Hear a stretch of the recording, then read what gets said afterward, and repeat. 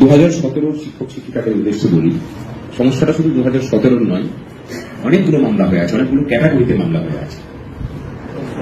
প্রত্যেকটা মামলা সম্পর্কে আমরা ওয়াকিবহাল।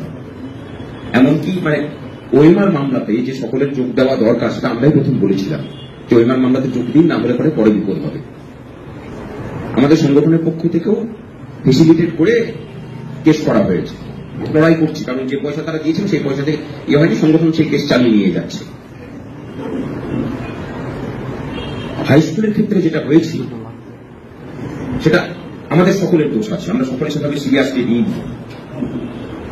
নিলে পরে যদি এই ঘটনা ঘটার আগেই যদি আন্দোলন করে বের করে নেওয়া যেত তাহলে এই ঝামেলাটা হতো না। আপনাদের ক্ষেত্রেও ওএমআরটা খুব গুরুত্বপূর্ণ, ওই একটি জায়গাতেই একটু চাপ আছে, বাকি কোনো কিছু কেসে চাপ নেই, সে দায়িত্ব সংগঠন নিচ্ছে। এবার ওএমআর আদায় করার জন্য যে আন্দোলন, আমরা বলছি যে এই সংকট শুধুমাত্র 2017 পর থেকে নিয়োগপ্রাপ্ত শিক্ষক শিক্ষিকাদের নয়,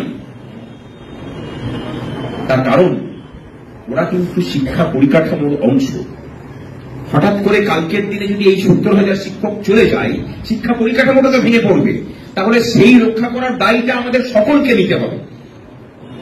এবং কথা দিচ্ছি যে এই সংগঠন সমস্ত স্তরের শিক্ষক শিক্ষিকাদেরকে নিয়ে পড়ে এই প্রাথমিকের ওএমআর এর জন্য লড়াই করবে ভবিষ্যতে।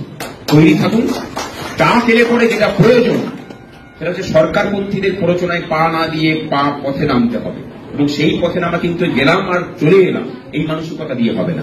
মাটি কামড়ে পড়ে থেকে সরকারের কাছ থেকে দাবি আদায় করে উঠে আসবো, সেই লোটা কম্বল বেঁধে নিয়ে যেতে হবে। যদি তৈরি থাকেন, এই লড়াই করার জন্য সংগঠন তৈরি আছে, আপনারা তৈরি করুন। আপনাদের সুরক্ষার দায়িত্ব এই সংগঠন নিচ্ছে।